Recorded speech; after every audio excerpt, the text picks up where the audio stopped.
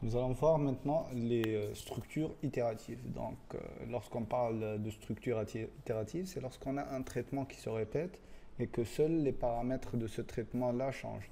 Donc, au lieu d'aller refaire le même travail nous-mêmes plusieurs fois, bah, le langage PHP, comme la plupart des langages, pour ne pas dire tous les langages, offre une manière de répéter ce traitement. Prenons un petit exemple. Supposons qu'on veuille afficher les chiffres de 1 jusqu'à 10. Donc, la manière la plus intuitive, c'est d'aller dire, je vais faire un écho 1 et je vais répéter la même chose 10 fois. Donc, on va faire pour 5, c'est plus facile. Et donc, là, si on exécute ce code-là, on va avoir 1, 2, 3, 4, 5. C'est bon, ça marche. Sauf que, on ne peut pas le faire pour un nombre très grand, ou on ne peut pas le faire à la demande de l'utilisateur. Donc l'idée, en fait, c'est d'aller leur dire, vous allez répéter ce travail plusieurs fois. Si on remarque la différence entre ces différentes lignes-là, la seule différence, c'est en fait cette valeur-là, qui est en train d'augmenter à chaque fois. Nous pouvons donc constater que en changeant juste ce paramètre-là et en disant à la machine d'adapter l'affichage selon le paramètre qui représentera ce chiffre-là, on peut le faire en une seule ligne. Donc pour faire ça, c'est très simple, on peut utiliser une structuration avec la boucle for. Donc si on regarde la syntaxe de cette boucle-là, donc elle est décomposée en 3 parties. La première partie, elle va nous permettre d'initialiser les variables que nous voulons. Donc ici, on va dire qu'on a une variable i qui va commencer par 1, puisqu'on veut afficher de 1 jusqu'à 5. La deuxième partie, c'est la partie de la condition. Donc ici, on va leur dire quand est-ce que la boucle va continuer à marcher. Donc tant que cette condition qui existe ici est vraie, la boucle va continuer à s'exécuter. Donc ici, tant que le i est inférieur ou égal à 5, on va continuer le travail. Et à chaque fois, on aura besoin que le i prenne la même valeur de i plus 1. Donc c'est $i égale $i plus 1 ou $i plus égal à 1. Après, on va ouvrir les accolades pour dire que tout ce qui va être exécuté va se trouver dans cette partie-là. Donc, nous, on veut juste qu'il nous affiche les chiffres et au lieu d'afficher 1, 2, à chaque fois, il va afficher $i. Donc, si on veut suivre le déroulement de cette boucle-là, il va commencer par exécuter cette instruction-là, donc $i égale à 1. Ensuite, il va tester si le $i est inférieur ou égal à 5. Si c'est vrai, il va exécuter ce code-là et incrémenter le i. Donc, i deviendra égal à 2. Il va refaire le même travail. Est-ce que 2 est inférieur ou égal à 5? Oui, il va afficher 2 et incrémenter le i. Et ainsi de suite jusqu'à arriver à la valeur 6 où le i n'est plus inférieur ou égal à 5. Donc, il va sortir de cette boucle-là. Pour être sûr qu'il sorte avec cette valeur, on va dire de echo. Donc, après la boucle, $i égale, et on va concaténer la valeur de $i. Bien sûr, on peut l'écrire de l'autre façon.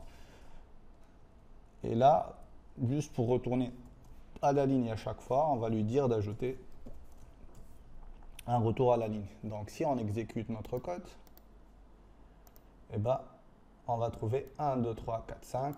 Et après la boucle, on a notre $i qui est égal à 6. Et c'est logique, c'est la valeur qui a fait en sorte que cette boucle-là s'arrête et on est sorti de cette boucle-là parce que le 6 n'est plus inférieur ou égal à 5, donc la boucle n'a plus lieu d'être. Donc si on récapitule, cette instruction-là, c'est l'initialisation, elle n'est exécutée qu'une seule fois au début du travail de cette boucle-là.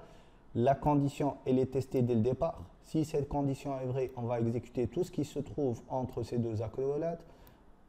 Une fois l'exécution terminée, on va exécuter cette partie-là qui est en fait l'incrémentation de notre compteur.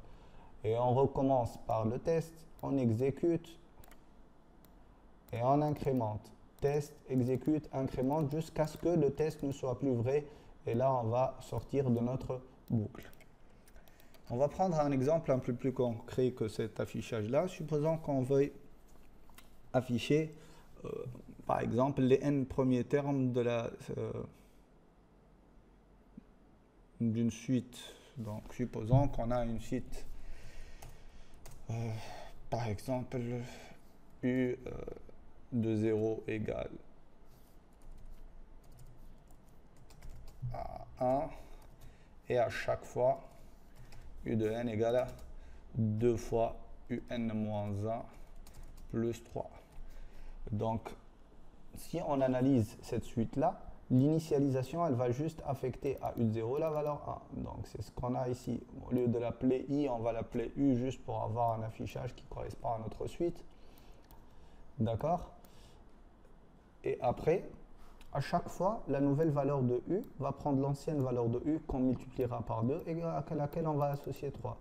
Et donc, si on veut avoir les 4 premiers termes, on va faire ça.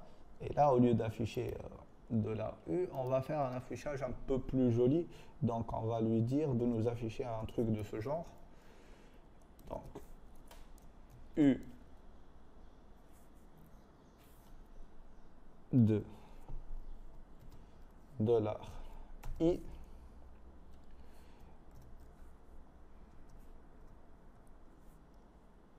égale espace, et là on va afficher le terme u. Donc au départ, il va nous afficher u de 1 égale à 1, et à chaque fois, en fait, il va faire son travail.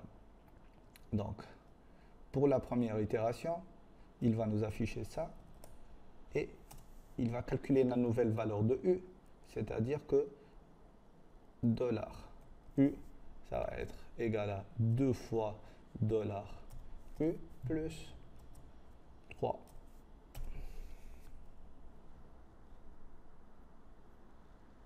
OK? Et donc, si on exécute notre code, ça, on n'a plus besoin de l'afficher.